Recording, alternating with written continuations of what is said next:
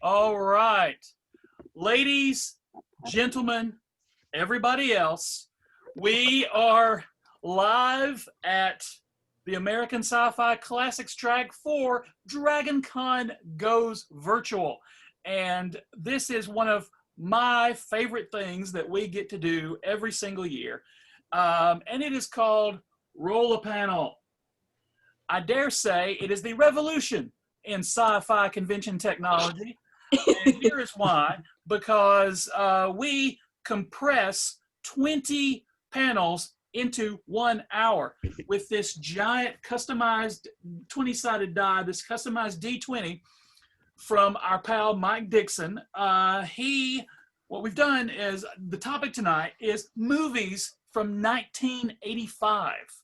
And 20 of those movies are on this die. We're going to randomly roll the thing, and then whoever we start with, and we'll go from there. And then you and other people have 2.5 minutes total to really do a deep dive into these movies for 2.5 minutes. And then we're going to attempt to get through the whole die. And if we don't, look, it's my panel. We'll go long, baby. All right. But welcome again to the American Sci-Fi Classics Track. A lot of you have been there with us in live action. Some of you have never seen and have no idea what the heck is going on. That's better. That makes it better. So here's what we're going to do. Here's the 20-sided die. And what we're going to do is we will start with whom. This may be different from everybody, but Kyle appears to be the first one in the giant pyramid closest to me. So Kyle, you get the first roll, and by that I mean you get to watch me roll. And we have 2.5 minutes, and then we'll throw it to Kyle first, and then the rest of you guys can raise your hand or something, or yell at me. And then we will talk about the movie in that way. And okay, here we go. Right there. And the movie that we landed on is a good place to start. Number 4, and that movie is Rocky IV. Oh my God. So Kyle, Rocky IV. All right, let's be fair. I can honestly say that I have not spent really any of my life watching the Rocky movies aside from, the general pop culture awareness and occasionally shouting, Adrian! So I really just don't have much to say about Rocky IV. Okay, somebody else who does have a thing to say about Rocky IV. Oh, I have a lot to say about Rocky IV. Okay. Rocky IV is Sylvester Stallone single-handedly ending communism. Thank you. Not only that, Rocky IV is a groundbreaker for human-robot relations. Because Paulie definitely had some relations with that robot. Seriously. It is somewhat scary to watch.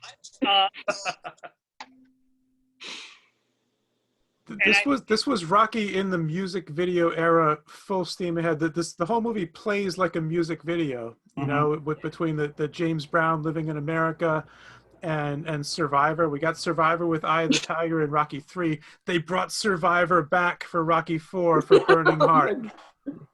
I just wish that there was an Academy Award for Best Training Montage, because Rocky IV would have cleaned up. See, Rocky IV goes, are we going to have one training montage with music in the background? Oh, no. We're going to have 2, one right after the other. And it's been in the news this week. Because Sylvester Stallone announced he's putting out like a director's cut, and he's taking out the Paulie robot. What the hell? Yeah, they're putting the Jabba the Hutt scene back in. It's really great. So we might have hit 2.5 minutes. I don't know. We are not there yet. Okay, somebody else. I will break you. That's good. That's a lot. Let's see. Is that the one with Mila Ventimiglia? Milo Ventimiglia. I don't know. I That's don't think the so. recent one, or was that from the 80s? He, I believe he played Rocky Jr. in the next one, like 5. And Rocky Balboa. Yeah. Right. I lost track after like Rocky 2. Yeah, aren't we Good on like forward, man. 25 at this point? The Rocky IV soundtrack, I literally wore out my cassette of that soundtrack.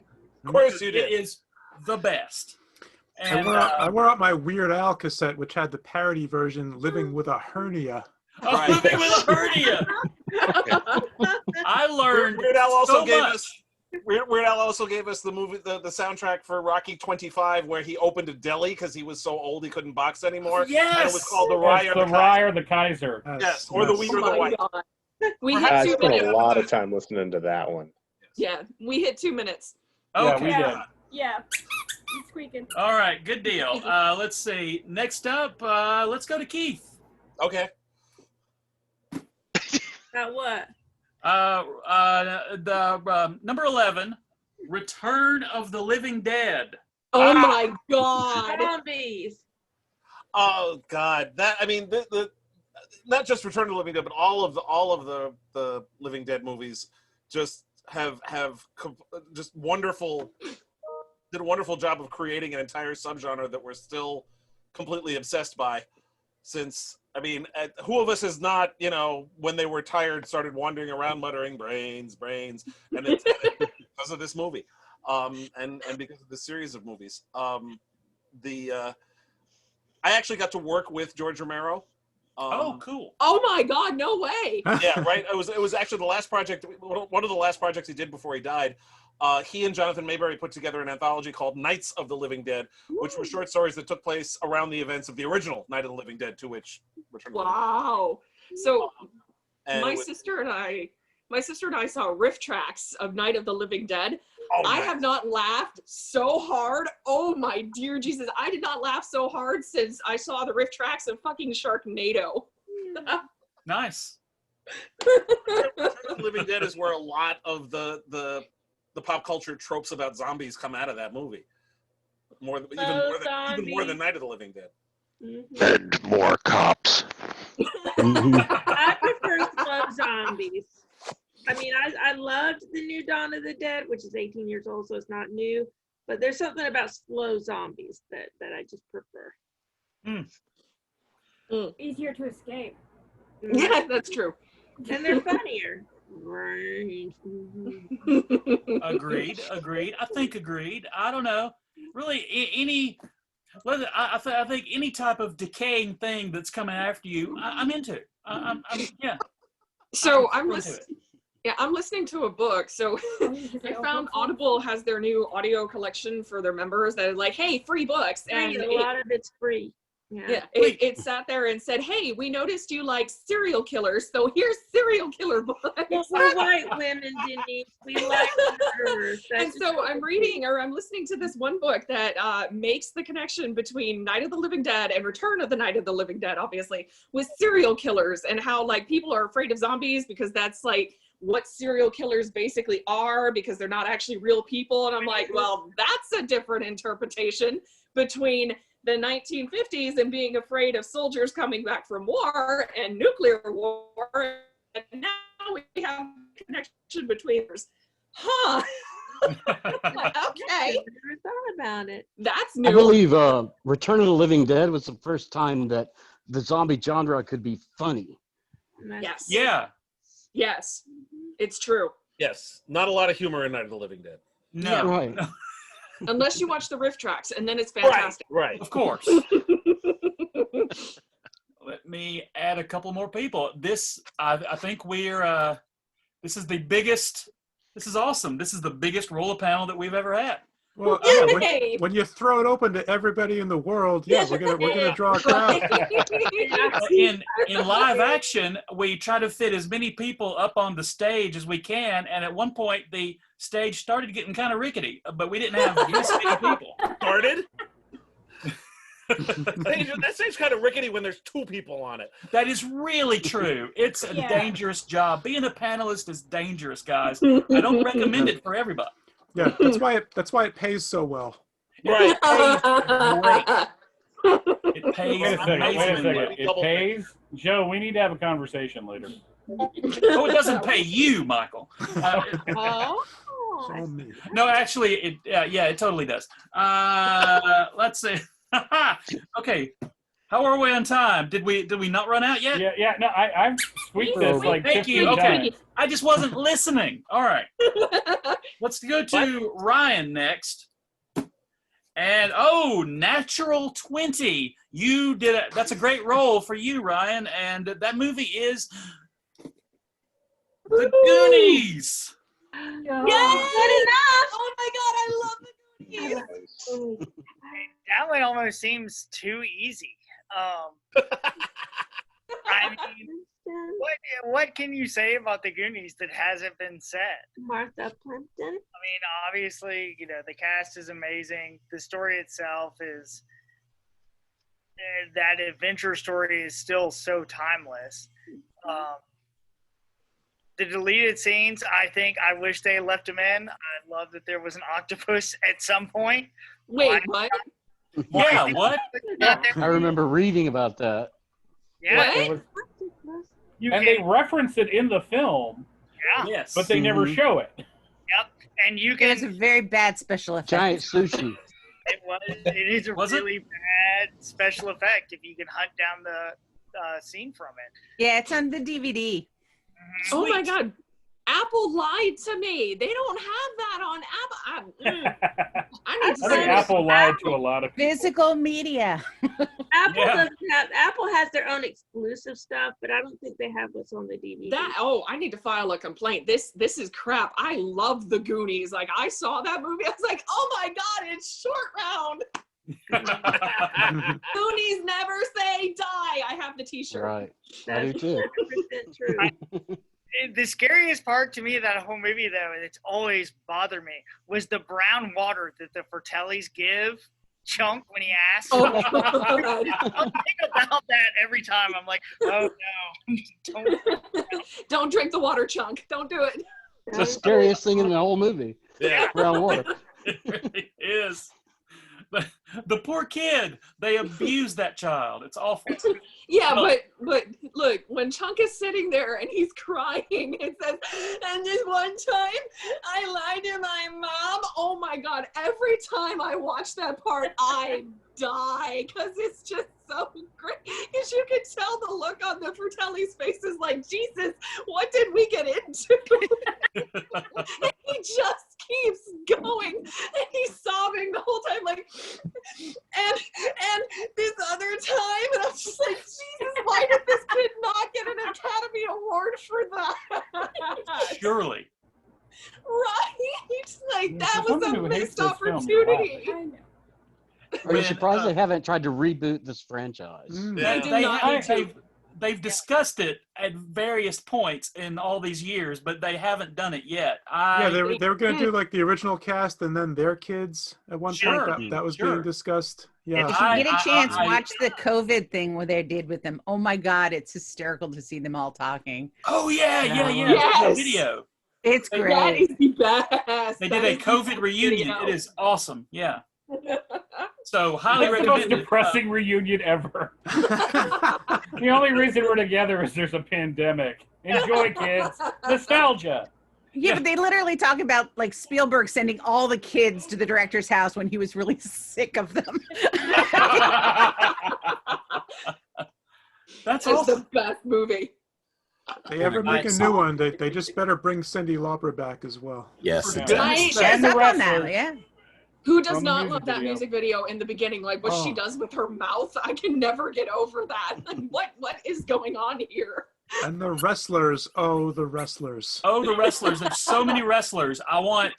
Sadly, I believe that all the wrestlers, or most of them, have passed away now. But Yeah. doesn't matter. Ann Ramsey is dead.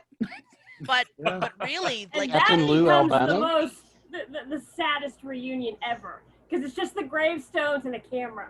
Oh my God! Oh. Too soon, Wow. Rachel. Oh, Rachel went dark. Cold. Just Wait, Kevin. Went dark? Cyndi Lauper and a bunch Went of wrestlers tombstone. Yeah. That's my But- nightmare. All Which right. wrestlers would Cindy have in the video now? Like, who would we put in it? Oh, The Rock. Yeah. Oh, That's he's what too we'll do. expensive Put all now. the current wrestlers in it. John Cena. But we have to make them dress Yeah, but like you the couldn't see wrestlers him. from the 80s. Right. So somebody has to wear Long the makeup. Nikolai Volkov hat and the Soviet Union sweater. Yeah. So could The Rock have the elastics on his face? He has to. Yeah. Yeah. That's the rule. And somebody has to yell, "Who smells what The Rock is cooking?" Okay, I'm sorry. Of course. It has to happen. Of course.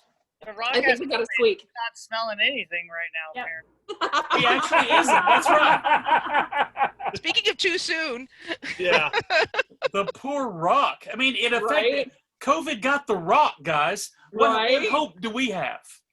We don't. Yeah, but he's also, did you hear he's the highest paid actor in all of Hollywood this year? Yeah. Have you So, seen Hobbs and Shaw? COVID, Great money. movie. He's the best of us. I think Yeah. that's all right. He's certainly the largest. He is certainly Definitely, yeah. one of the largest. Yes. All right, so let me see.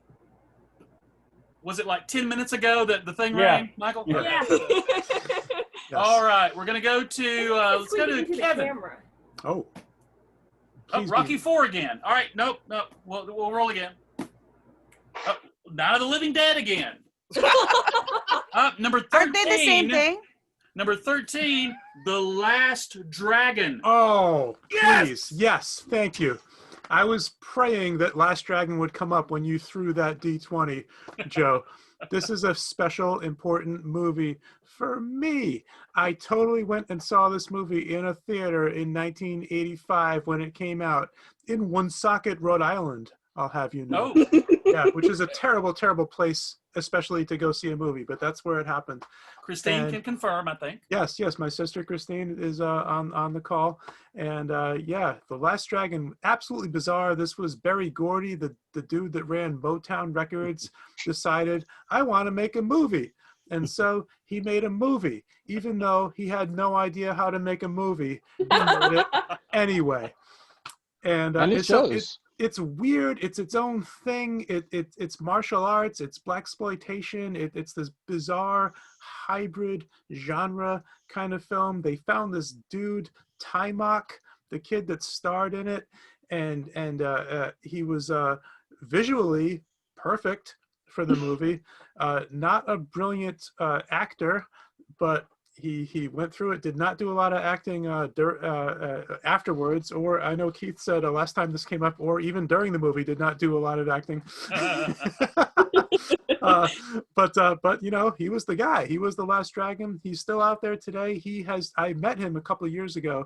Timok has not aged in the 35 years since this movie came out. He's in insane condition even today.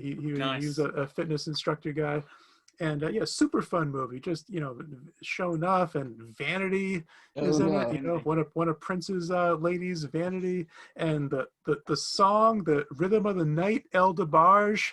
You know, it's the middle of the 85, dead center of the 80s, and you've got the ultimate 80s song, arguably, you know, running through this movie. So Last Dragon, it's bizarre and goofy and stupid, and I love it. And a lot of people have never seen it. Check out The Last Dragon, people. Really obscure these days. We talked about this the last time. It's the perfect melding of a 1970s movie and a 1980s movie. Yeah. It's because it's very much your standard kung fu movie that they did 800 million of once Bruce Lee became popular, and yet it is so much an 80s movie. It's got the glitter, it's got the goofy love story, it's got the hair. God, it's got the hair. It's got El DeBarge. It's got, you know, it's got the soft focus Dewey camera angles whenever Vanity and Timok are on screen together. Oh God. It's just, but and yet, you know, Julius Carry is just amazing, and he's the perfect bad guy in this.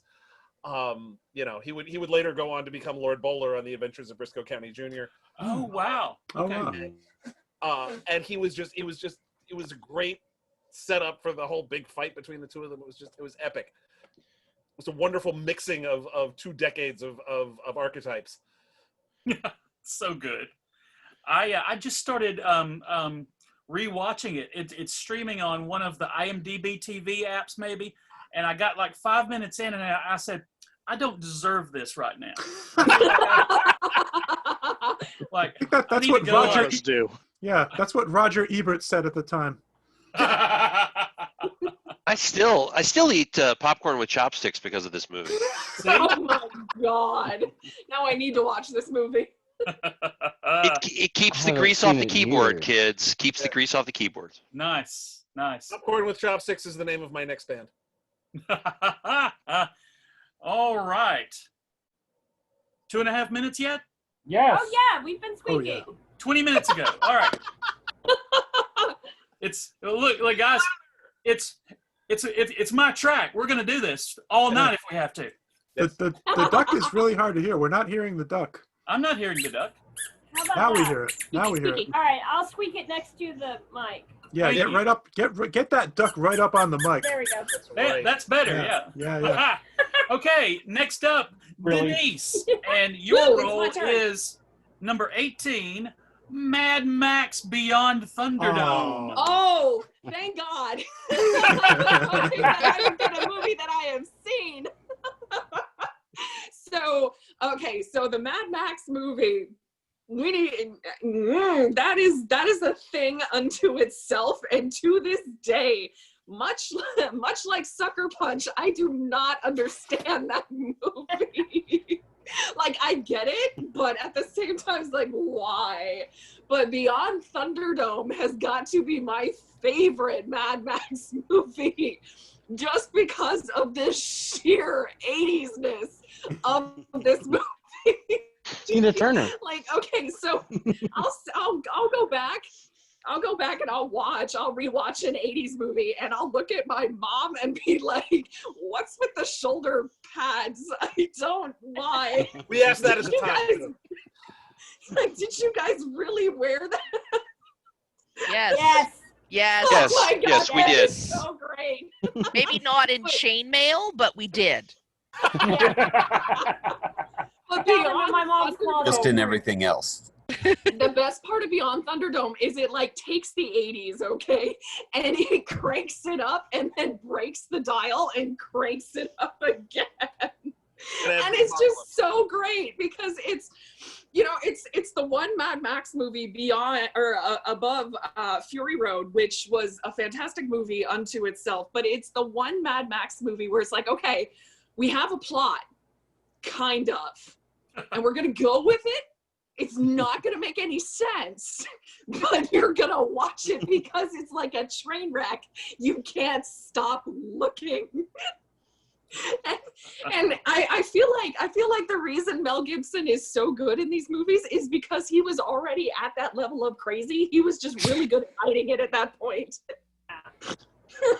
So the movies work for him, and it works for us because we can channel that crazy in a safe and not threatening manner.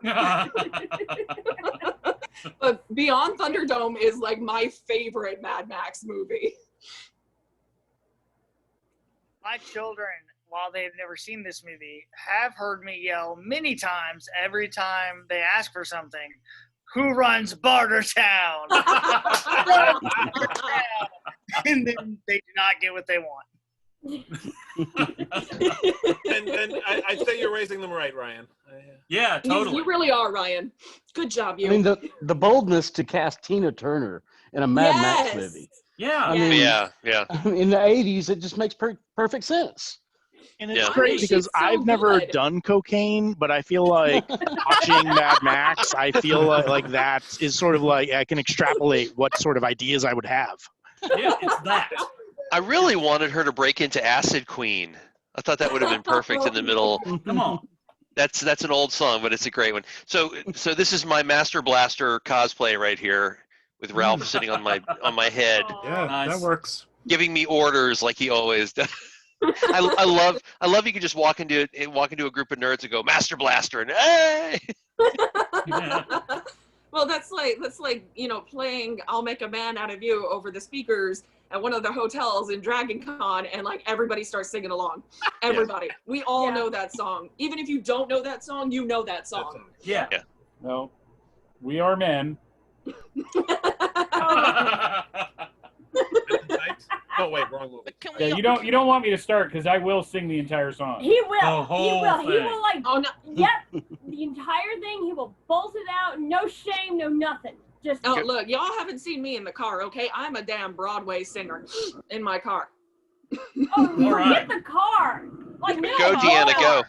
That geodesic dome that is Thunderdome, like that was like. It was, to me, it was almost like a metaphor for playground, like being at recess, and something was happening inside the dome, and all the kids are watching. Like, it really was a metaphor for recess. It wasn't about a post-apocalyptic. It was about school, which... Yeah, but it's post-apocalyptic anyway in school. Exactly. School. Right. So it works. Yeah. Hang on one. Okay, so... Where are we? All right, here we go. Let's see. What? Where are we going next? We are going to Rich. No whammies. No whammies, and you. Ooh, number 19. Weird Science. Oh my God, that movie. All right. I was 15, so who wouldn't have wanted to make perfect girl on their computer? That's all I have to say. That movie. Oh my Jesus. I'm not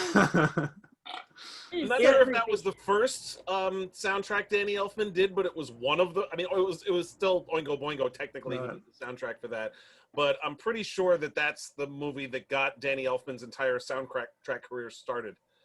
Oh wow! If not the first, it was one of the first, and pretty much led to turning Danny Elfman into the go-to guy for nerdy soundtracks. Basically. Yeah, the only thing it's missing is the bum bum bum bum. Bum bum bum bum. Forbidden Zone, come on. Yeah. Forbidden Zone. I have that DVD. A lot of people don't know about that. That is a weird effing movie. If you want to freak your effing mind out, watch that. But it's Boingo Boingo is a weird. It has the guy from Fantasy Island. Perfect Village. Yeah. Forbidden Zone. That's its own panel, which we should do at some point. Yeah, we're gonna have to be do on that. it because I watched it 30 years ago, and I still have the two little pig girls etched into my brain. They're like on my eyes. If you look close enough, the two little pig girls. Yeah, that is a movie.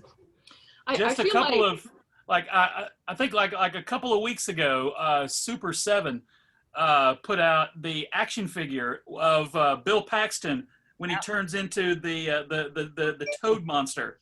And, oh my and God. I'm so infuriated at myself for missing the boat because they sold out before I could buy one. Chris has it. There it is. Hey. Right there. I feel like Weird Science. I feel like Weird Science. Somebody saw Porky's. I mean, look.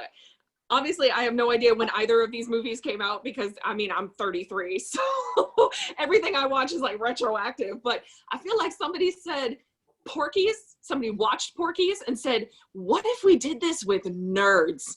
And that's how Weird Science happened. Yeah, that's about right. Yeah. Fairly accurate, yeah. Porky's came out in 1981, so this is actually theoretically possible. Yeah. And then Revenge of the Nerds came out, and then they were like, let's combine the two. Yeah. Oh God. Yeah, I mean, this was the middle of that John Hughes, Brat Pack era, but Weird Science was so weird and so crazy that it doesn't all work. It doesn't all quite hold together coherently as a movie. And it's creepy as I hell. wrote a short story about Weird Science. If anyone ever wants to see it, it's on my Medium, but it's about Kelly LeBrock's character. And about when you think about it, it's really kind of effed up that they brought a Barbie doll to life and she, does their bidding. But she's in control. That was in the that movie. was that really? was kind of the Yeah, and again, a lot of that Brat Pack, John Hughes era stuff has a lot of problematic elements that have not aged well. But that said, Kelly LeBrock, super cool. I love her. And the perfect actor for this role at that time. Yeah. And she's super hot. Sure, super cool and super hot. Yes. Also that. But she's really teaching them life lessons to be confident. That is And I mean, throughout the movie, performing, she's helping them, not just a slave to them. It's Yeah, but they still created a woman, guys. Come on. Frankenstein Barbie doll. Frankenstein Barbie doll's teaching us. All the women in this panel are like, we can rationalize this like all night long. We can write a dissertation on it. But at the end of the day, they created something to have sex with. exactly. And then couldn't even pull the trigger on that. Yeah, and then the thing they created refused, which So this was the I movie. guess is a triumph for consent, but The collective cringing that's happening right now has never before No happened more on the internet. socks in the shower. They couldn't. Nope. This was also the movie that introduced American audiences to the term tossing off and what that meant. Okay. All right, so next up. And with that, Rachel. Thank you, Rachel. Thank you. And with that, thank you. All right, next up, Christine. I think Christine's in the witness protection program. I think she is. Yeah, if her voice isn't digitized, I'm going to be really disappointed. Look at the lighting in Rhode Island. She might be taking After Dark too literally. You rolled number 6, which is Transylvania 65000. Oh yeah. Oh my God. Okay, so here's the thing. I have not seen this movie. I have nothing to say about it. And the really unfortunate thing is my husband Daryl is asleep over there on the couch, and I know Wake him up. a lot to say about it. Literally shove him and wake him up right now. Say, please, Christine, just shove him and say, Daryl, Transylvania 65000, go. Tell He'll him do it. Gina Davis is here. Yes. Do it. Get him up. Can you talk Wake about him up. He's saying no. Oh, come on. come Get him up. on, Get him up. Tell him it's for the Classics Track. So I pass. Okay, all right. Okay. So All right. Transylvania 65000. Somebody else. I mean, Eugene Has Levy. anybody seen this film? That film? Yeah, I mean, I've seen it. Okay, like all right. 30 years ago on Yeah. HBO, and I remember, I mean, it's got Jeff Goldblum and Ed Begley Jr., which are an interesting duo. It's the main thing I remember about this film isn't the movie itself, but like at the end where they reveal what like all the monsters are, and like the werewolf gets electrolysis, so it removes the hair. But I think this is, yes, that did happen. I'm getting a disbelieving look. I think this movie was a little ahead of its time in terms of being like a horror comedy film. I don't know if people in 1985, because they were busy dealing with the robot uprising that was happening in Rocky IV. So I think this movie is one of those movies that we remember for the people in it and not for the movie itself. Yeah, the cast is amazing. I remember it because it's the second screen thing to do the riff, because it's a riff on the old song Pennsylvania 65000. Which is an old Glenn Miller song. But it's the second time somebody's done Transylvania 65000. The first was Bugs Bunny in a 1963 short of the same name. Oh, wow. Once again, you learn things on the American Sci-Fi. And it was Bugs Bunny dealing with a vampire who, of course, he run ring around because Bugs Bunny. Perfect. So next up, we'll keep going. Next up, Tony Ann. And it's Mad Max again. Okay, so you're going again. You got a number 2. It's the inappropriately titled Remo Williams, The Adventure Begins. And ends.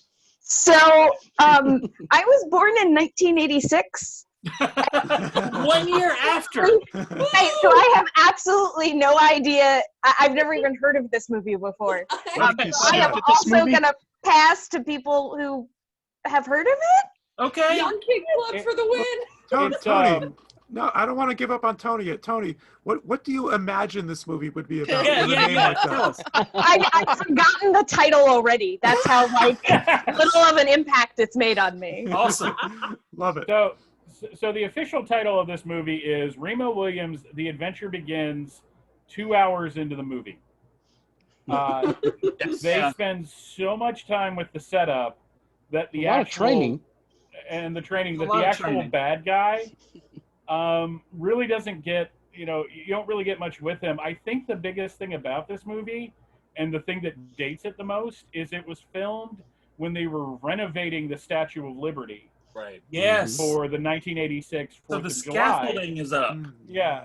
So it allowed them to do like all this stunt work.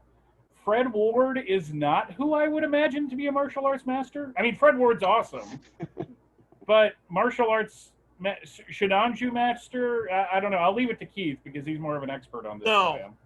He's not an expert on Shinanju, Michael.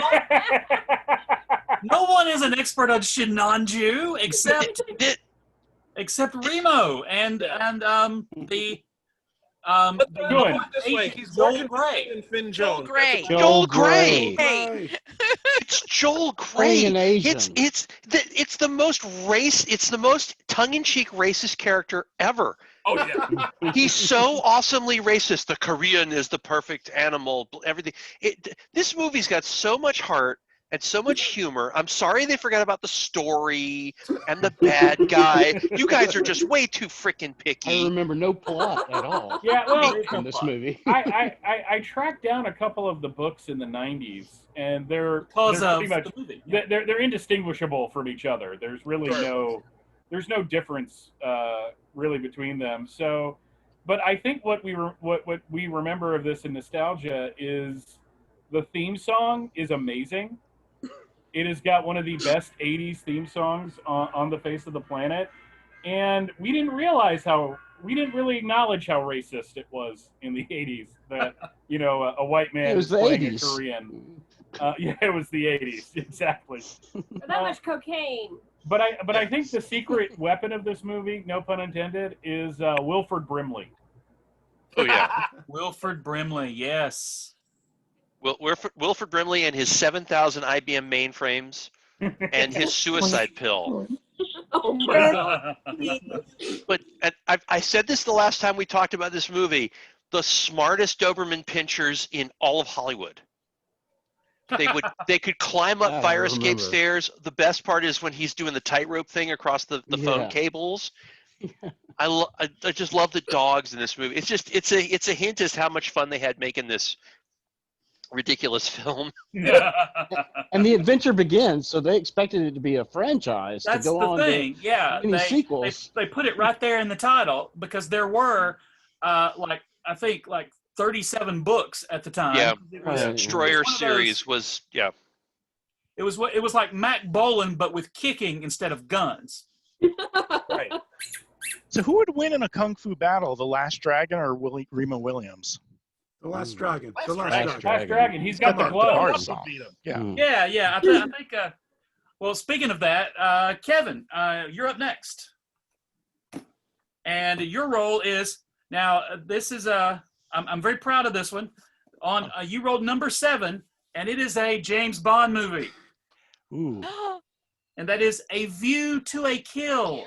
This is another great. I mean, I know we could go into the music, but this is another great theme song. I mean, Duran Duran killed it with this. Gosh, yes. I think this was Roger Moore's last outing as James Bond, correct? Okay, it was his last one. It was. Yeah, because Timmy Dalton took over 2 years later. Emmy. And I think Roger Moore was 907 years old when they filmed it, or thereabouts. That is true. So that was how much you weighed. Yeah. Oh, shots fired. Rude. It's not one of my favorite ones. I like Sean Connery. There are a few Roger Moore ones that I like. I think Spire Loves Me is pretty good, but this one I didn't think was so hot, and I I think maybe he should have hung it up a few years beforehand, but I don't know.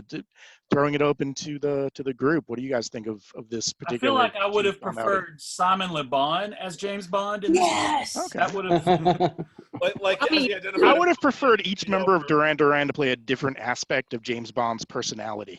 They all combine like Voltron to play one James. It'd be like Herman's head. Hey, Like one Herman's word. head. Grace Slick. Yes. Oh, Grace Jones. Grace Jones. Grace Jones and Wow, you can tell I've been drinking Walken. too. Yeah. Wasn't Christopher Walken the bad guy? Yes. Yes, Christopher he Walken was. is the bad guy. Yeah. Grace I mean, is a henchman, so or Yeah. henchwoman, Right. and so the two of them together, like her sort of stone face and intensity, and Christopher Walken terrifies me every time he's a bad guy because I keep expecting him to kill me. And so like just that was why you watch that movie. Like, yeah, it's a Bond movie. Yeah, there's things that blow up. Yeah, there's some girls questionably dressed and questionably named because it's a Bond movie. But really, it's Christopher Walken who's over the top on a level that only Walken can hit. More cowbell.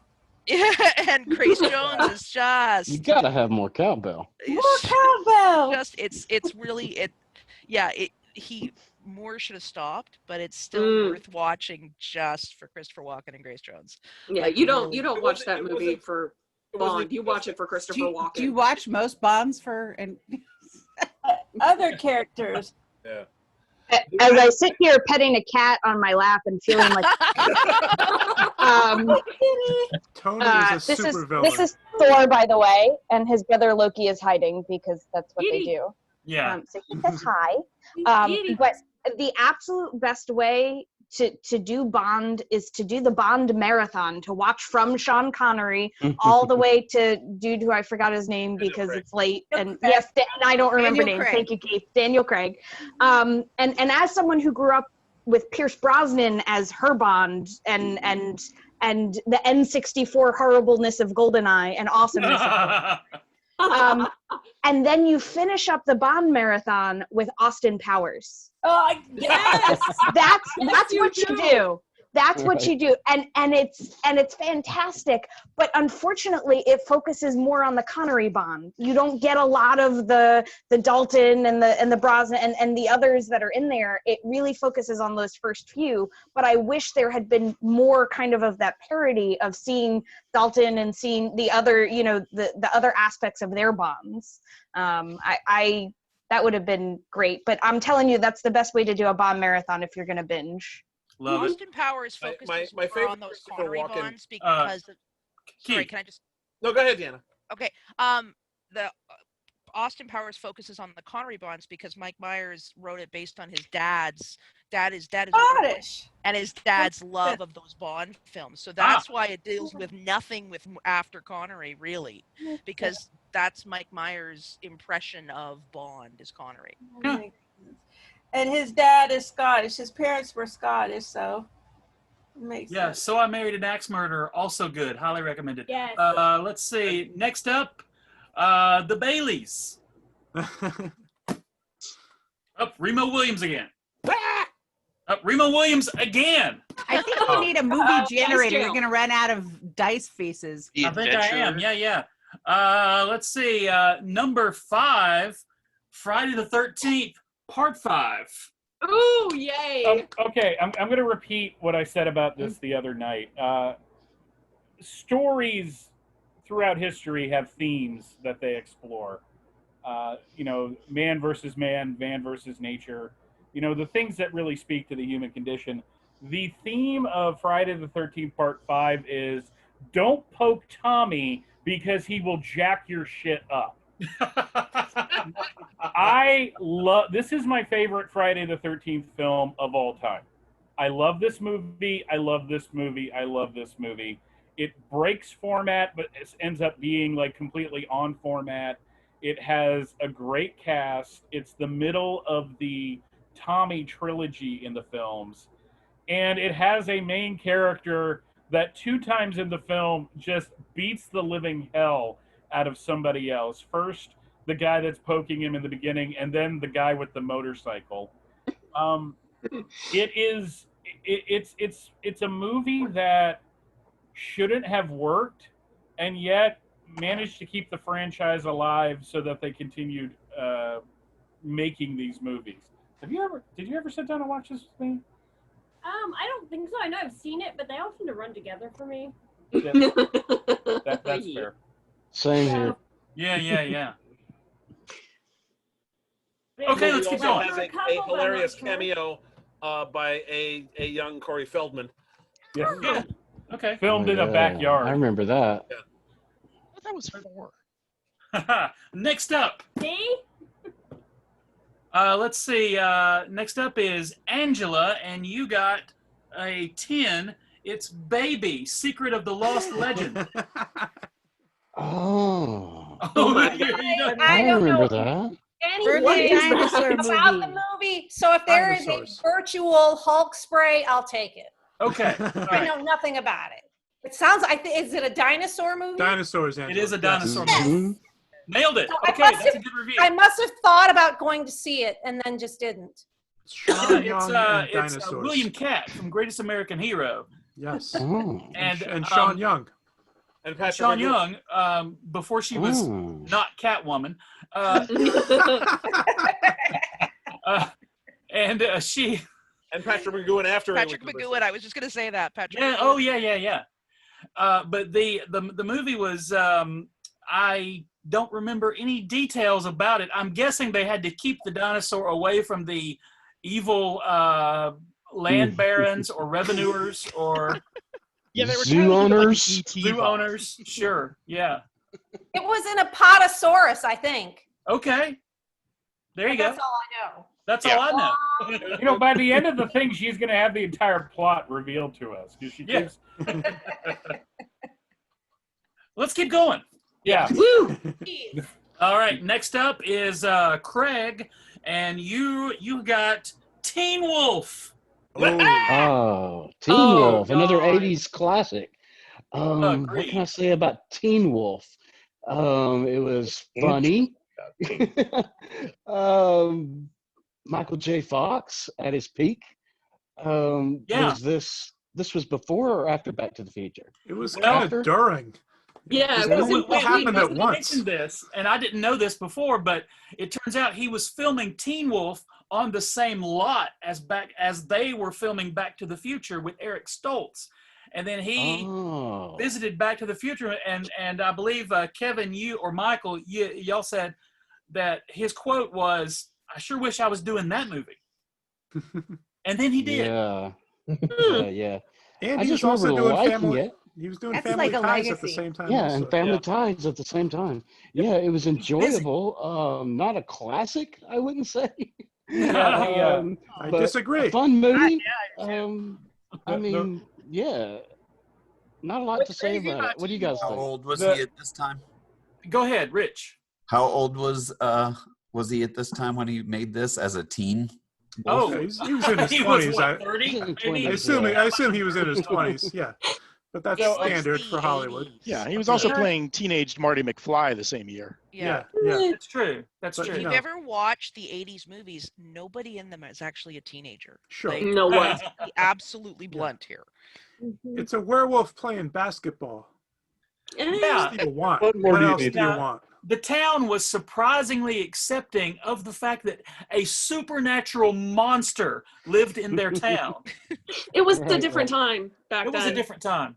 It was. Won basketball games, therefore he is a part of the community. A That's valued actually part the of the most community, realistic Joe. part of Valued. this movie. Actually, it is, yeah. Yeah, so they would overlook everything for a sport. Yeah.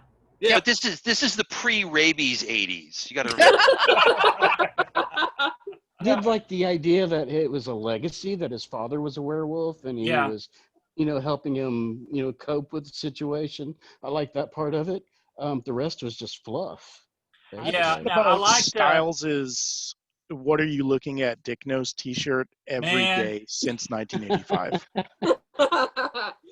I wanted all of his T-shirts, and I think my favorite scene is, without looking back, Styles walks in and Kevin's dad goes, "Nice shirt, Styles." Didn't even look. He just knows. It's a nice shirt. Oh, and he plays the lead part in the play as a wolf. Yeah. I like that. So yeah, good stuff. So it's that, and it was, it's just fun. It's Teen Wolf 2, not so much. Well, the funny thing about Teen Wolf 2 is it was written by the guy that would go on to develop the show Heroes. Oh, really? And the co-writer of the first one, Jeff Loeb, who also co-wrote Commando and has written a bunch of comics and apparently is now not really popular, but they sat down with him when they were writing the sequel, and they had their script for the first one open, and he just rewrote it, but with the names changed and it being boxing instead of basketball. Nice. And that was the approach to doing the second one. So with what's his name? Bateman. Jason Bateman. All right, we're moving into hour 6 of Roll Panel. It's only 1 hour. And our next contestant is Chris Cummins. Hey. And your role is Red Sonja. Oh my God, that movie! Bridget! Well, I've never seen this film, but I never saw this. Okay. So what? Kevin Eldridge gave me a good idea earlier, so I'm going to ask you, what do you think it's about? Okay, I have a very, very vague knowledge about Red Sonja. Somehow affiliated with Conan. Marvel comic, but the Marvel comic was an original creation, maybe? More or less. Yeah, more pretty or much. less. Okay. They essentially took the name from a Robert Howard story, but Roy Thomas invented the Red Sonja that we know. Okay. Yeah, For Marvel. It was the first Marvel comic movie, not Howard the Duck, which always gets credit for being the first Marvel comic. I love Howard the Duck. So, but okay. So someone who was on the last Rolla panel made the point that it would have been great if Schwarzenegger was in it as Conan. Yeah, he was in it, but not as He Conan. was not Conan. Oh, he was in it, but not as Conan. Yeah. It was only a couple of years. Insane. And then married her. That makes no sense at all. That was Stallone who married Bridget Nielsen. Should I see? I'm sorry. Is it worth seeing? Alcohol. So I don't know. Red Sonja, I love Red Sonja. Okay. Brigitte Nelson. These movies, the Conan movies, number 2, but Conan, and then Red Sonja. So Red Sonja is not as good as Conan, but this falls into the reasoning, much like the new Star Wars movies, that they got together in a room and they said, "Oh God, how do we write a woman?" And they frigged it up entirely. Instead of writing Red Sonja as Conan and then switching the pronouns, they just wrote Red Sonja as a woman, and it did not work. But there were small little parts of that movie that actually did work and were very Conan-like, to where it's like, yeah, okay, I can keep watching this movie, but ultimately it didn't really pay off. And then she got together with the dude at the end, and it's like, and then you get Schwarzenegger in there and you realize that he's not Conan, and like that is the biggest letdown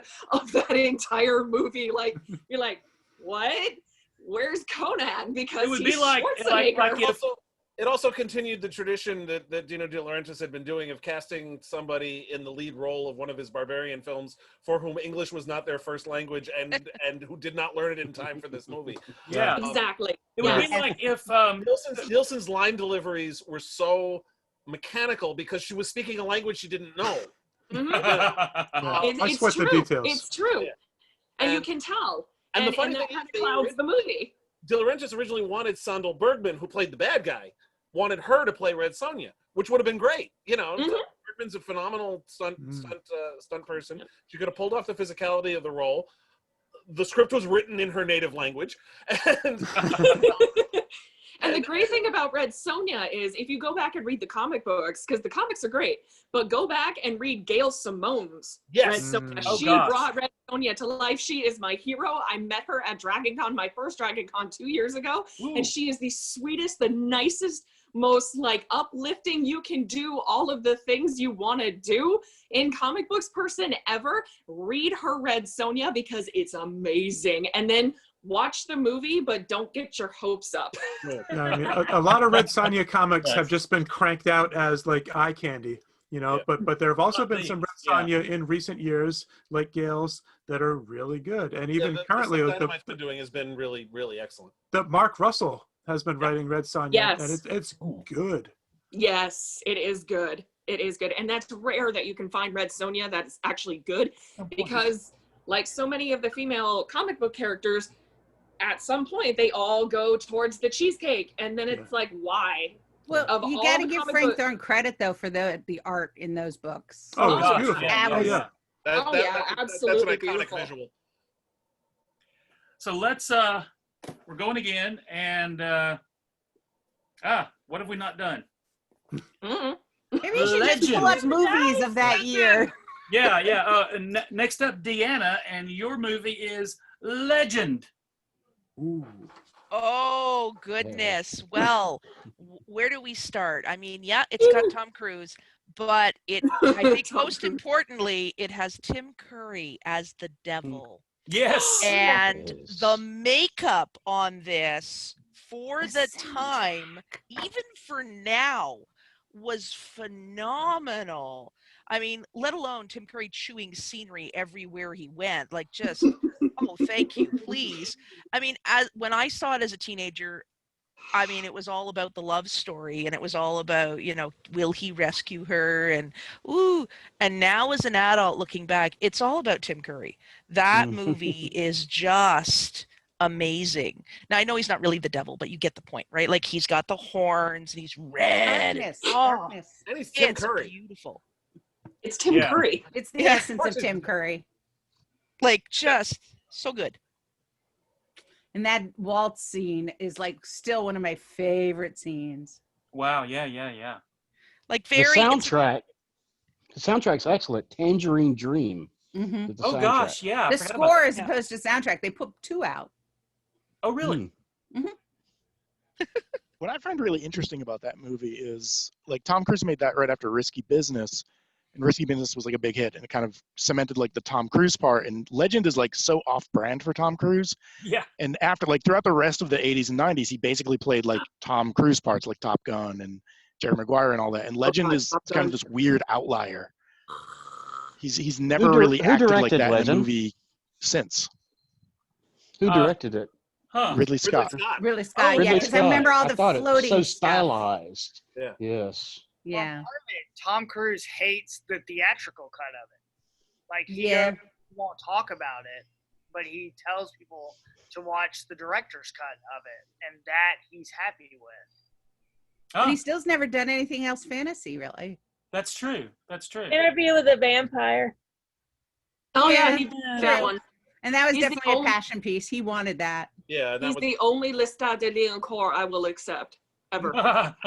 And you know, it was such a thing though. Nobody wanted him when he was first. Nope. It was like Heath yeah. Ledger as the Joker. Nobody's like, no, Tom Cruise. I was an Even Anne Rice naysayer didn't until I want him. saw it.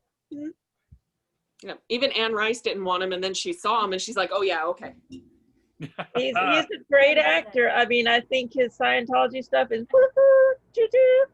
But I mean, he's me a great personally, I can't stand Tom Cruise. There's like 2 movies I like Tom Cruise in, and Top Gun is not one of those movies. God, I hate that movie. That's a terrible movie. It is a terrible movie, and I will hate watch number 2. All right, next up, Kelly. Your movie is Clue. One Tim Curry movie to another. Yes, that's right. The question is, in the theater, did you go to see all 3 versions? Because remember, they had, depending on what showing you went, you got the different endings. How did you know? How did they tell you in didn't. advance? Ending 1, ending 2. You just had to keep going until you saw them all. It was a crapshoot.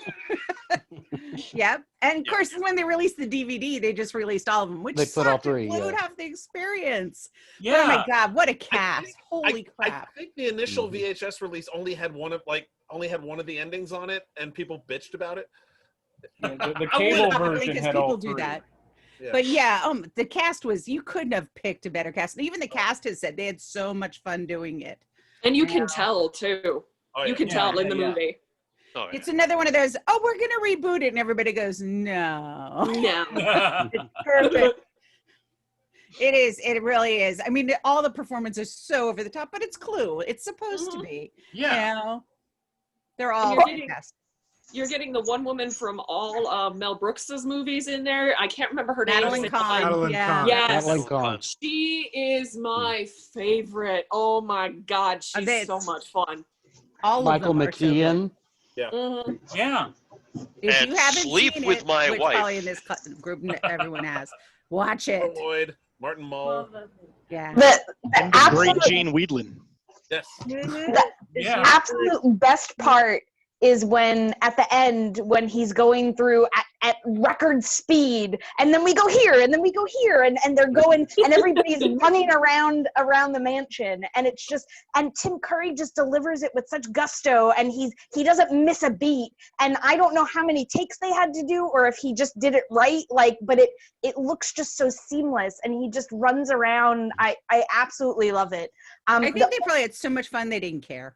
Probably not. I wish when you watched it on DVD, it would just play a random of the Yes. awesome. You don't know which one you're getting, so it would be like the theater experience. Not that I was around for the theater experience, but I feel like that would have been like a good, kind of thing. It would have been a good thing. I absolutely adore that movie, and I think that it would be fantastic to just, like, you don't know which ending you're going to see, and every time you play it, it's just going to be a different one, and that would just be great. Yeah. So Is there any better movie based on a board game? It really, Good well, because it was Is so there a better Jumanji. movie? Jumanji, the new. Okay, so the old Jumanji with Robin Williams, that's the one I grew up on. But the new Jumanji, those are Yeah, but that doesn't fantastic feel movies. as much like the board game, where this still had that kind of over-the-top vibe the board game has. And I think they made a movie called Battleship. I was just going to say Battleship doesn't cut it. No, they did not. No, they did not. Oh no, I'm mistaken. I'm mistaken. And I No, think that You know, movie is Hungry Hungry Broncos Hippos, based on a though. board game. But with Yeah. Jumanji, I hate that Eventually, movie. there will be a Hungry Hippos movie, and I will be there day one. Oh, It's going to be we Jumanji are 6. going as a group. All of Yes, us as a will group, go we'll all together go see to the Hungry Hippos movie. You're not going to arrange for the premiere to be at Dragon Con, Joe? Like, And we're working on it. We're working Oh on yeah, it. this is happening. We'll MST3K it. So. With the Yeah. film Yes. soundtrack. but with Jumanji, I think it'll though- probably MST3K itself. Yeah, probably. But with Jumanji, was there really? Yes, technically it's based on a board game, but was it though? I don't ever remember there being like a board game before. So the there- movie. It wasn't. It's like It wasn't a real game before. It wasn't, but then the movie came out and they made a board game. I remember it from when I was a kid. It's They based Yeah. on a But that Chris board Van, game it's was based on a art. book, a picture book, a Chris Van Allen Oh, book, okay, okay. Yeah. picture Oh. book. So Chris Van, And when they made Chris- that board, the original board was just like artwork, because it was like this carved wood thing. Yeah. same So with does that. that count then? Does that count as a movie based on a board game like Clue does? I don't I don't think Jumanji so. doesn't count. Really, it was, Probably not. That's more the Transformers thing, where the movie sells the toy and vice versa. Yeah. Okay. Mhm. Yeah. Well, let's keep going. We're into hour 5, and let's see. This is hour 6 an hour. We're in day 15. day 15, and let's see. I can't even write a letter to my wife because she's sitting right next to me.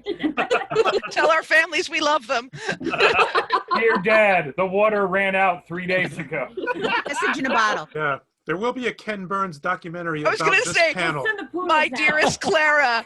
It has My been dearest very Clara, hard. Look, I we're all miss gonna your pretend- hair and I miss the children.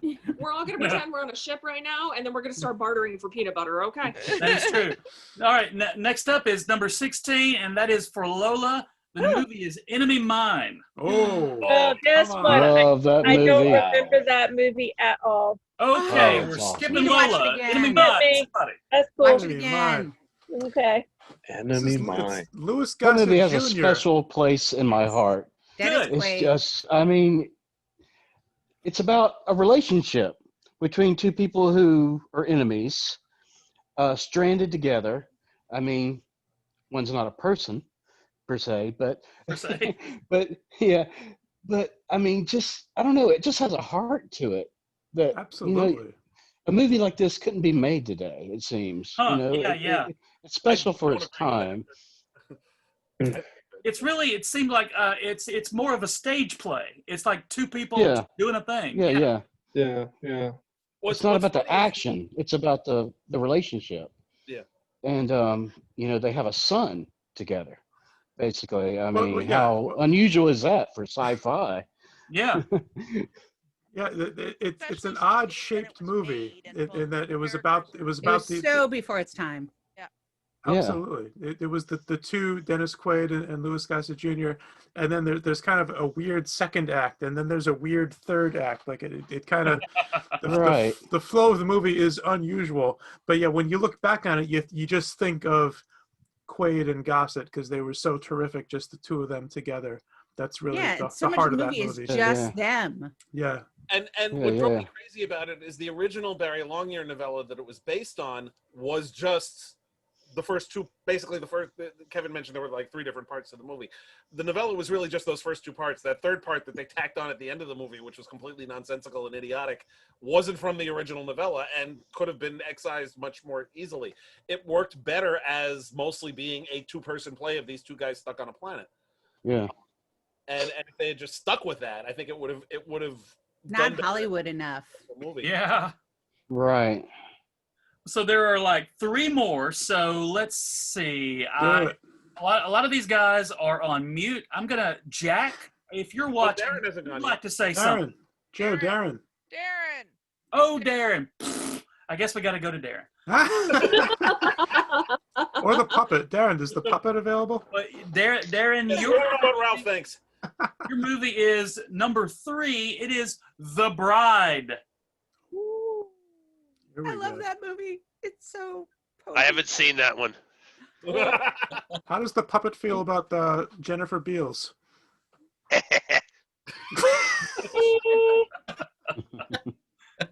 a maniac on the dance floor. She is a maniac on the floor, yes. I full disclosure, neither of us have seen this one.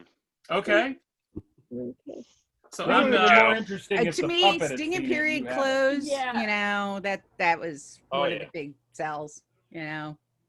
I don't think I've seen it either. Is that a Frankenstein's The Bride? Yeah, this Yeah, is it's Sting. This is Sting. You know, from the Sting Police. is Sting. Frankenstein. Okay, I've probably seen You've it. got I just don't Clancy remember. Brown as the monster. Monster, right? 'Cause Yeah, I love what a some cast. Clancy Brown. Yeah, Clancy Brown is good in everything. Yes. And then If only Jennifer Tim Beals. Curry had also been in this movie, then Yeah. No, but Alexei Sayle was in it. So that's right. Yeah. Oh, I like it. It's a beautiful movie. The story is a little weak. It's a movie that, like, on paper, come on, Sting and Jennifer Beals. So already we And we the art knew, direction, the costuming Yeah. was gorgeous. we knew Jennifer from Flashdance at this point. Yeah, it was. But yeah, and the score was even pretty good. But Yeah. There was a lot going in its favor, but it kind of yeah, the fell story flat. just struggled. Was Yeah. Sting involved with the music at all? Oh my I God. think so. I have it on LP somewhere. All right, so next to Oh, last Sting. one is let's see, we're going to Jack, Brandon, Kim, Regrecki, and KSC Steve and Lana are all on mute. If you guys want to say something, please let me know. Darren needs a chance now that you have maybe he'll know this one. Yeah, Darren. What about Return to Oz? Oh, that movie. I think Tony Ann wants to talk about that one. I yield my time to Tony Ann. Tony Ann is freaking out. We're going to Tony Ann. Nightmare that I absolutely love. I have an obsession with the Wizard of Oz. It's crazy. Understood. But the return. How many? Raise your hand if you have seen Return to Oz. Okay, everybody needs In to the absolutely. theater. I think it's on Disney Plus. If you It have is, Disney it Plus, is, yeah. Oh, it is I've read all of L. Frank Baum's, like the whole collection of his wizard. There's like 26 books in this, and they're fantastic. And some of them are super dark. Like there's like this town of little porcelain people, and like if they get knocked over, it's like they break and it's bad. But they do crazy justice to the Wheelers and the crazy princess who removes her head, and it's an absolute delight and horror at the same time, and I love that movie, and I had no idea that it came out in 1985, but it makes total sense that it did. Veruza Balk. I'm sorry, what? Yeah. Veruza Balk was the Dorothy. At LA Con that year, they had a huge display for it at Worldcon that year, and it was just like all the costumes, it was so cool looking. I was just like, I'm very glad that it is on Disney Plus. I feel like it's one of those, I feel like I must have seen it, but from hearing all you guys talk about it, not now and other things, I feel like I would have remembered if I had seen if Tim Burton was back in the 80s, it's like what he would have made. It also gives us the original TikTok, because TikTok now has a completely different meaning, but like the actual, like the little mechanical man, and he has his own book in the series, and if you've never read the whole series, I remember they had them, they were $2 for $1 at Walmart. And whenever I was good, my parent, I a very avid reader, and my parents would buy me books when I was like not an asshole. Which I'm from New Jersey, so that doesn't happen very much. But it took you 18 years to get all the books. Yeah. It took a long time. No, but they had on the cover, $2 for $1, and I remember we couldn't buy them fast enough, and I bought them out of order, and finally realizing like they had an order and they had this whole thing. It's a fantastic series, and it's good to read even now as an adult. Like it's still got a lot of good stuff that some of it translates to what they did in The Wizard of Oz, what they did in Return to Oz, and they put a lot of things from several of the books into the movie, and it's so good, so good. So much content to draw from. I'm surprised they haven't made more movies. Well, and it's public domain. But Return to Oz didn't do well. Like, we got to remember when it was released, it was a controversial movie because the Wizard, most people don't know the books. They know the Wizard of Oz, the classic MGM movie, and that's what they know. And so I remember this very clearly because my stepmother got this to show to my younger sisters, and the trauma that was involved because it's not the Wizard of Oz. There's a big creep factor in it. Yeah, and so it's like watching Dark Crystal or Last Unicorn, essentially. It's from that sort of same period, too. Yeah, it is a big creep factor. Because it's it's supposed to be a children's movie, and then parents showed it to their kids or took their kids to it, word got out pretty fast. This was not a children's movie, or at least not a young children's movie. Yeah, so it was definitely a Oz tweener. didn't do very well, and that's why we didn't get, and it cost them a fortune, given all the practical effects they did, and so therefore we didn't get another Oz. So this is, and I know they tried to do a TV series of Oz a couple of years ago, and it didn't really go anywhere. But to me, this is a series that, like a Netflix or an Amazon, could actually do a decent TV series aimed more at that tween market, right? So there's been a lot of attempts. In fact, no joke, we're binging Supernatural, and just last week they did a Wizard of Oz episode. And so, in the public domain, anybody can do it. Also, once upon a time, I think did an arc with Wizard of Oz in it. So they did. Oh, that's the one. Oh, right. That's yeah. They did a whole arc with it. What I hate is that Return to Oz was a good movie. It was like, whoa, because I was a kid when I saw it, and I was a kid when I saw The Last Unicorn, and you want to talk about a traumatizing movie? Get out of here with your watershed down. No, Last Unicorn, okay? Yes. What I hate is that we did not get like an Alice in Wonderland adaptation back in the 80s when it would have been cool. And we got Tim Burton's version, which I hate that man forever and a day for ruining Alice in Wonderland. Why could we have not gotten it back in the 80s when there was enough drugs going around in everybody's systems that those movies would have been amazing? There was that right? TV Alice in Wonderland that came out in the 80s, which is terrible. Right. But It was terrible though. Yeah. But had it been in the right hands, Alice in Wonderland would have been, you know, your Return to Oz would have, where it would have been like, whoa, but it would have been like, you can't stop watching this potentially traumatic thing, instead of what we got with Tim Burton. God, I hate that man. All right, last one. Last be Jim Cotta. And guys, I hope you guys, thank you guys for spending and hanging out for a few minutes. For 7 hours? As we for enter week 9 of the roller panel. That's right. But we are running I out had a of food. life. We sort of gave up on the time limit thing. We'll do better at some point. Like you guys were listening. Yeah. He stopped. But well, we have one more, and I thought this would be a good one to go out on because I stopped rolling randomly about 6 hours ago. But guys, thank you for hanging out with us. This is exactly what I love about Dragon Con is like I've only met half of you. And now I want to do every panel with all of you from here on out. Yeah. So we're virtual. Exactly. Kelly put me on my very first panel at Dragon Con. So really, Kelly, all of this is your fault. Oh yeah. We Same. blame you now. Same. I take the blame. I have put too many of you on. Yeah. Yeah. Kelly, you've created so many monsters at Dragon Con. Yes. It is your fault. Yes. Yes. Sadly, yeah, it's scary to remember. Really, Kelly, you are staying and we are the bride. I am Jennifer. Wait a Beals. second. Joe, real quick question. Okay, so Kelly puts you on a panel, and you put me on a panel.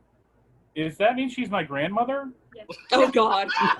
Your con grandmother. No. And does that mean that Kelly now has to put me on a panel? Sense. No pressure. I'm just curious. You begat Joe and Joe begat you. Oh, now we're going to do the somebody begat write the those begats. And so on. And so on and so on. I'm All gonna right. get confused. Last movie is number 15, and it is Pee-wee's Big Adventure. Oh, No. no. Love Pee-wee. Large Oh my Marge. If we had been in person in public, we were gonna watch Pee-wee's Big Adventure in a group. And now Oh my God, no. Oh, I'd love No. to do that. yes, please. No. That is the one movie I cannot watch. Like that man genuinely terrifies me, and I have no idea why. The only thing I can watch Pee Wee in is Buffy. That's the only movie I can take him in. Oh, he's really so good in Buffy. Yeah. I had Best tickets. death scene ever. Yeah. Yes. I had Yes. tickets He to watch was this good movie in Mystery Boston. Men. Yes. He was Yes. good in Mystery Yeah. Men. The You're spleen. right. Oh yeah, Yes, Spleen. true. Yes. No, But he's not Pee Wee then. He's Paul Rubens. in it. Paul Rubens. he's Yeah. Paul Boy's Rubens then. Nightmare. He was And exhausted he was good in too, I Gotham, think. too. Yeah. He was Penguin's dad in that. Yeah. Yeah, Yes, that was yes. And And he he was was in Penguin's Nightmare dad Before in Christmas. In Batman Gotham. Returns. Yeah, he was also Penguin's dad in Gotham. I'll type that. Yes. He was. Yes. Awesome. And I then know who genuinely Penguin's terrifying. mother was in Batman Returns. Was I don't. the waitress from Pee-wee's Big Adventure. Ah. What? You didn't know. Yeah. I did not know that. I didn't know that either. Thank Yeah, you for 'cause, bringing us back on topic, Michael. Well done. Yeah, good job. But Now bring it Jump back to the panel. Superman. Okay. See, we're playing Stuff the Geek too. yeah, Pee-wee's Big Adventure. It's such a silly movie in the best way. And creepy. It's Creepy. Danny Elfman's soundtrack. I know you are, but what am I? Tonight, but I love that. But Pee-wee, I don't know anybody else who could get away with being a character in a movie and then just being that person when he comes on talk shows and everywhere else. And I'm just Pee-wee Genius. all the time in public. I dig that. Yeah, It's not this like was it was a thing in the 80s that we had these like real life characters, and Pee-wee was, Mr. T, and that there were so many like larger than life people kind of being a character and also existing in the real world. Yeah. And, Elvira, that we did basically he's saying Elvira. acting in a movie isn't enough work for me. I'm going to have to act all the time. Yeah. I was supposed to see a screening of this movie in Boston with Paul Rubens in attendance. But Paul Rubens was supposed to be touring with this movie this year, and obviously he did a few dates, and then obviously now here we are. You know, good job. Thanks, COVID. You know, thanks, COVID. Ruined everything. I don't think this movie gets enough credit for being one of the things that really pushed kind of ironic underground sensibility up into the mainstream in the 80s, I think. Yeah. Mm-hmm. I think what like Paul Rubens was doing in the Groundlings with Phil Hartman and stuff, and I just think like it was kind of bringing a lot of stuff that was queer coded up into the mainstream. Yeah. And I think this movie is fantastic. I really, really like it. I think it's one of the best things Tim Burton has like ever done. And you know, I love the weird optimism of the movie. I like how like there's not like in a regular 80s movie, the Pee-wee character would have to grow up. Yeah. Right. Which he did through an arc, and instead he just, I mean, he's slightly nicer to Dottie, but that's kind of the only character change he does. He changes the world around him to accept him more. He was a loner and a rebel. Yeah. Oh, That's right. I love this movie. Where And there's like 1,000 special little moments in this movie. You could just we could do another 6 hours of this panel. I'm hoping we don't, but we'll see what happens. But yeah, And it helps if you grew up watching Pee-wee's Playhouse. Yes. Oh my God. Yeah, that helps. after the that movie. stuff's good too. But it was still weirdly creepy. Even though it was like kind of like a bright, shiny thing, it still had this weirdly creepy vibe. Or at least Thank to me you. It did. Thank you. It did. To me, The I original loved stage Pee-wee's show was Playhouse. much edgier. Oh, 100%. Sure. Yeah. That was on HBO every week. Mm-hmm. Well, Yep. all I don't the know how time. y'all watch this movie. It creeped me the hell out. And here's what I showed it to my what we're gonna kids have to do recently. when we're in person. It'll be like our charity lock-in movie, but just for Denise. No. Everyone else can come and go freely. I will but claw the you. walls to get out. I showed it to Was my it kids Large recently. I had to Marge? Is that what fast freaked forward you out? through Large Marge because I was like, I don't want to deal with the nightmares. It was scary. I still think about that. 35 years later, I'm like, Large Marge. The glimpse of the Burton aesthetic in that scene, where they cut to the puppet or the stop motion. You know what I'm Right. talking about? Yes. No, it is so Tim Burton-y and in the best possible way. I dig it. I I dig it. never realized. Mm-mm. I think this is where my love of Tim Burton came from, honestly. Yeah. It was our It's like first one of my look first- into Yeah. Tim Burton. Mine. This I was looked into Tim Burton and I did not like what I saw. Right? Thank you. The I abyss didn't like stared Tim back Burton at until me. I was 15.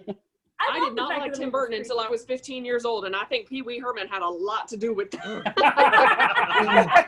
See, I stopped liking him shortly after this movie. I was like, oh, this is great. But And the I studio. figured out- Beetlejuice.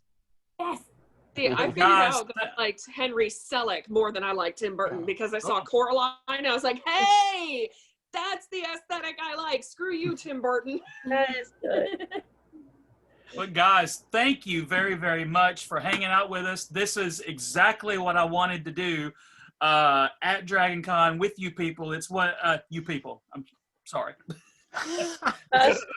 but doing roll panel just in public with a bunch of guys, it's the best thing ever, and I hope you guys have had fun. We're doing more panels all day tomorrow and some on Monday, and we will see you all then. And thank you guys very, very much.